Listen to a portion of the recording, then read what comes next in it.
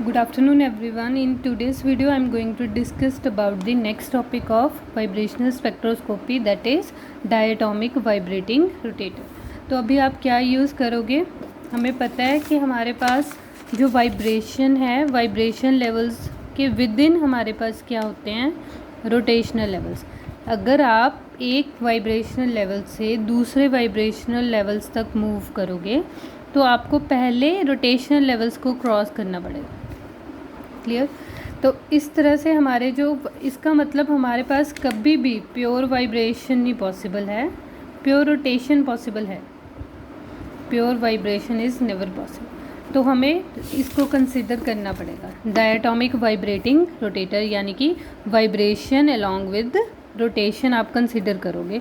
तो अभी born Oppenheimer equation approximation से आपने दोनों के रिलेशंस डिराइव कर लिए हैं।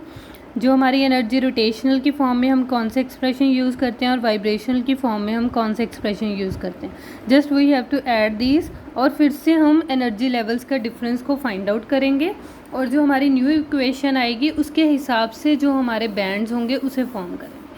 सबसे पहले आपने क्या करना है, टोटल एनर्जी किसको कंप्राइज करके बनेगी।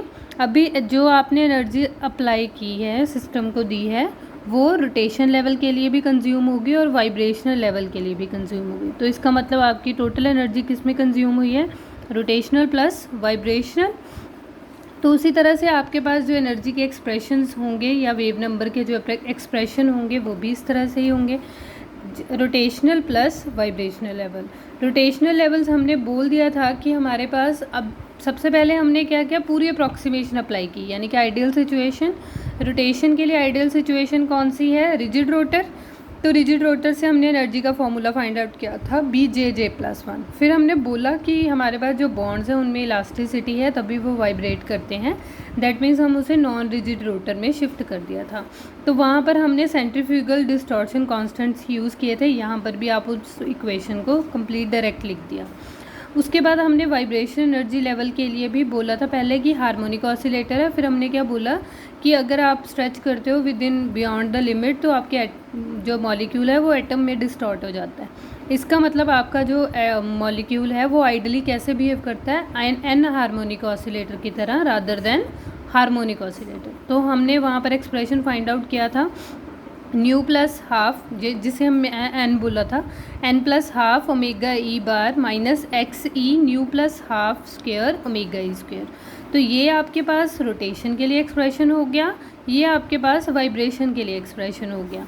लेकिन हमने क्या किया, जो हमारे डिस्टॉर्शन कांस्टेंट है, सेंट्रीफ्यूगल डिस्टॉर्शन कांस्टेंट है, उनकी वैल्यूज़ क्या हैं, बहुत स्मॉल है। तो इसलिए ये फैक्टर्स मैंने दोनों क्या कर दिए, इग्नोर कर दिए। तो हमारे पास जो इक्वेशन आ गई वो ये आ गई BJ+1 nu plus half omega e x e nu plus half square omega e. Clear? तो आपके पास जो D और H हैं वो आपने इग्नोर कर दिए क्योंकि उनकी वैल्यू स्मॉल थी, आप उसे इग्नोर कर सकते थे।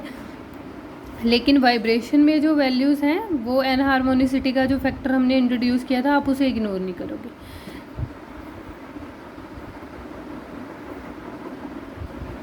अभी नेक्स्ट आपके पास जो सिचुएशन है वो क्या है, आपने अभी हमने बोला कि जो वाइब्रेशनल लेवल्स हैं उनके विद इन रोटेशनल लेवल्स होंगे।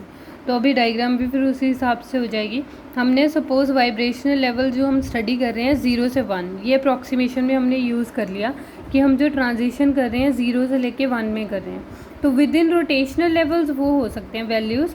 तो यहाँ पर ETC वर्ड या एरो से आप शो कर सकते हो कि लेवल्स और भी पॉसिबल हैं।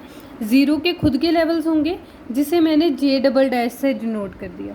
J" की वैल्यू 0 होगी, J" की value 1 2 3 4 5 6 7 8। If you are not comfortable, आप अपने कॉन्स्टेंट्स की जो प्रोपोर्शन, जो कॉन्स्टेंट्स हैं आप उनको वेरी कर सकते हो, आप A भी ले सकते हो, कुछ भी ले सकते हो।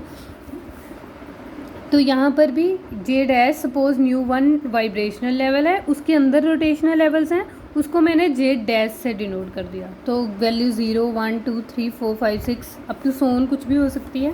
तो अभी सिलेक्शन रूल भी कंबाइन हो गए। सिलेक्शन रूल क्या बोला है वाइब्रेशन के लिए, हमने क्या बोला था सिलेक्शन रूल, क्योंकि वाइब्रेशन लेवल्स जैसे जैसे ऊपर की तरफ जा रहे हैं बहुत क्लोज आ रहे हैं एन हार्मोनिसिटी की वजह से।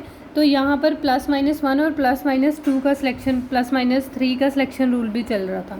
और इसीलिए हमने यहाँ पर इंट्रोड्यूस किए थे ओवरटोन्स। रोटेशनल लेवल्स में ऐसा नहीं है, रोटेशनल लेवल में रिजिड है, +-1 ही रोटेशनल लेवल्स हो सकते हैं।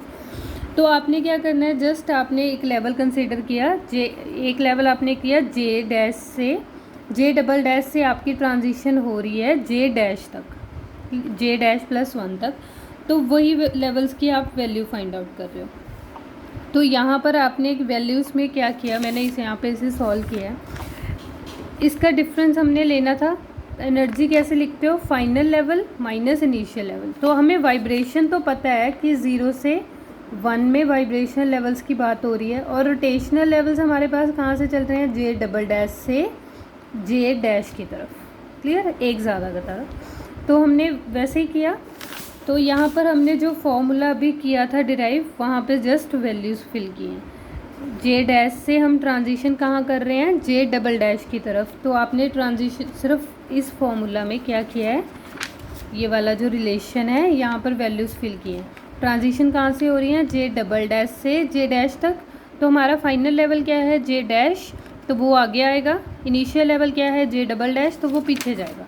तो उसकी सिर्फ यहाँ पर हमारी आगे की टर्म जे डैश की है और पीछे की टर्म क्या होगी, जे डबल डैश की। अभी इसे सॉल्व करके ये जो वैल्यूज़ लिखी हैं ये मैं आपको शो कर दूँगी। पहले हमने सिर्फ वैल्यूज़ फिल करी, अभी आप इसको सॉल्व करोगे। यहाँ पर हमने इसे सॉल्व करना शुरू किया, हमने जे की टर्म्स को अलग किया। तो जे की टर्म्स आप कैसे अलग कर सकते हो, बी था जे डबल डैश का square plus J dash, similarly ये माइनस था तो मैंने माइनस साइन लिया, जे डबल डैश स्क्वायर माइनस जे डबल डैश। तो अभी एक साइड ये सिंगल टर्म्स थी तो इसे एक साइड कर लिया, और ये डबल थी इसे एक साइड किया।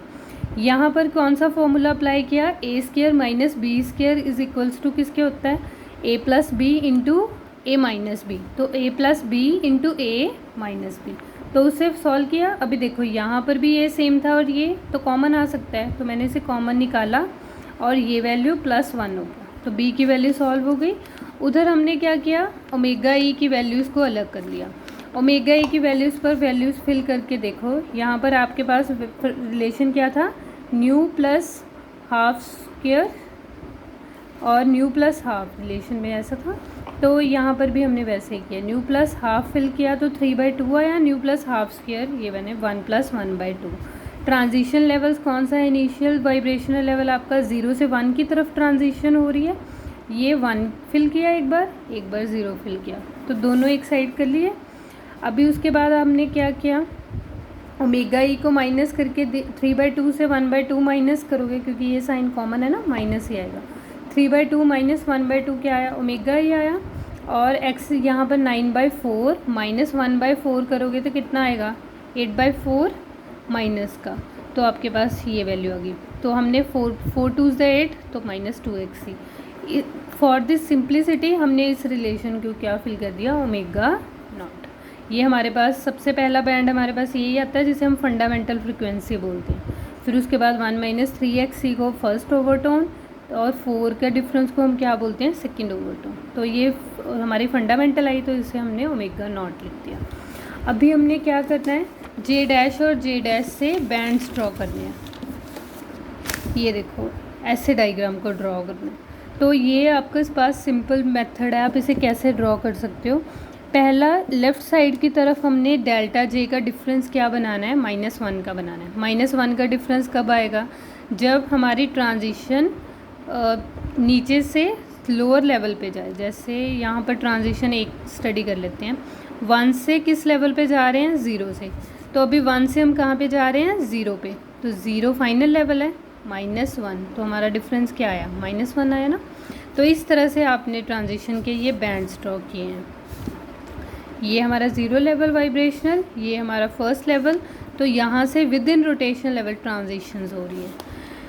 तो उसके बाद लेफ़्ट साइड, राइट साइड पे आप कैसे करोगे, डेल्टा जे का वैल्यू आपने +1 बनाना है। अभी हम इसे असाइन नहीं कर रहे कुछ भी, ये कौन सी ब्रांच है या नहीं, +1 बनाना है। तो +1 कैसे बनाओगे, 0 से हम कहाँ पे जाएं, 1 पे, तो डिफरेंस क्या रहेगा, 1 - 0 दैट इज़ +1। अगर हम जाएं 1 से 2 की तरफ, तो हमारा डिफरेंस क्या रहेगा, 2 - 1 +1। तो इस पर ऐसी ट्रांजिशंस होंगी। क्लियर? लेफ़्ट साइड पे कैसे करोगे और राइट साइड पे कैसे करोगे। और अगर आप ज़ीरो से ज़ीरो चलते हो, यानी कि डेल्टा जे का डिफरेंस आपका हर बार ज़ीरो आता है, तो उस ब्रांच को हम क्या बोलते हैं? क्यू बैंड, उसे बैंड सेंटर बोल देते हैं, क्यू बैंड। ठीक है, उसके लेफ़्ट पे आपके पास प्री ब्रांच है, उसके राइट की पर आपके पास आर ब्रांच है। तो ये वैल्यूज़ क्या हैं? जैसे अभी हम 1 से गए तो बेसिक हमारी पहली ट्रांजिशन ये पॉसिबल है, उसके बाद सेकंड ट्रांजिशन 2 से गए तो ये P2 हो गया, फिर 3 से गए तो P3 हो गया, 4 से गए तो 4, राइट।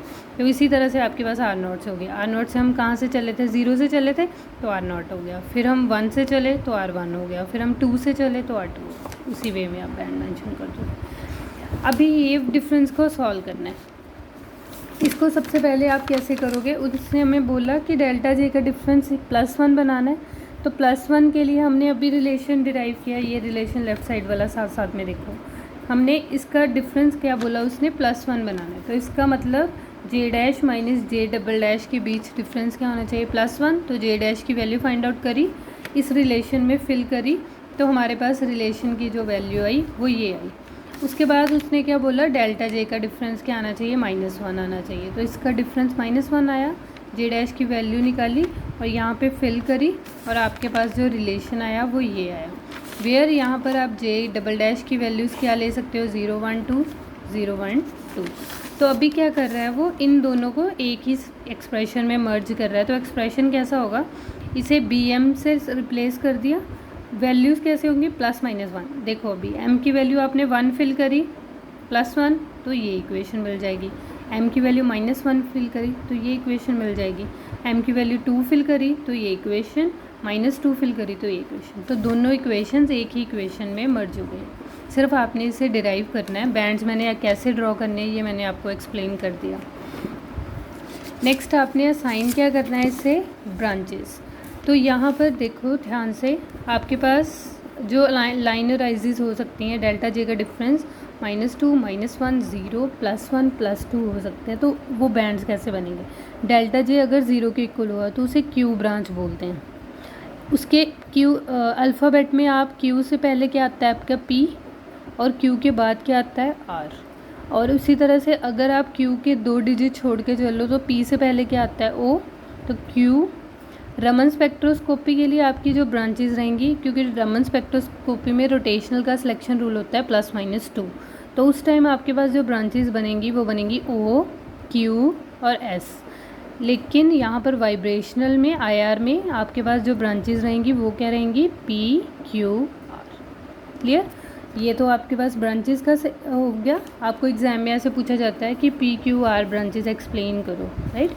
तो आप क्या करोगे? सबसे पहले आप बताओगे कि ये वाइब्रेशनल और रोटेशनल दोनों स्पेक्ट्रा को मिक्स कर रहा है। आपके पास स्टैंडर्ड वैल्यू क्या आएगी? आप इस एक्सप्रेशन को डिराइव करोगे। ये बैंड स्पेक्ट्रा तो आपने ड्रॉ करना ही है। उसके बाद ये आप डिफरेंस मेंशन करोगे। चाहे वो आपको P branch, Q branch, R branch ही पूछ रहा है, तब भी आप प्रीवियस से ही स्टार्ट करोगे। अगर वो आपको पूछ रहा है कि ब्राउन ओपनहेमर इक्वेशन या डायटोमिक वाइब्रेटिंग रोटेटर को एक्सप्लेन करो, फिर तो आप कर ही दोगे। PQR ब्रांचेस के बारे में भी पूछता है तो मार्क्स देख लेना। कई बार 1 मार्क या 2 मार्क में अगर पूछा जाए तो फिर तो आप सीधा सिर्फ ये डायग्राम ही ड्रॉ करते हो तो और ये डिफरेंस लिखते हो। लेकिन अगर आपके मार्क्स ज़्यादा हैं तो आपने स्टार्टिंग से ही डिराइव करना है उसको। दैट्स यहाँ पर इसके बाद आपके पास जो सेंट्रीफ्यूगल डिस्टॉर्शन कांस्टेंट उसने फिर से यूज़ कर लिया, पहले हमने इग्नोर कर दिया था, तो ये वैल्यूज़ की इक्वेशन की ऐड की है। आप यहाँ तक भी कर सकते हो। That's all about this topic. Thank you so much.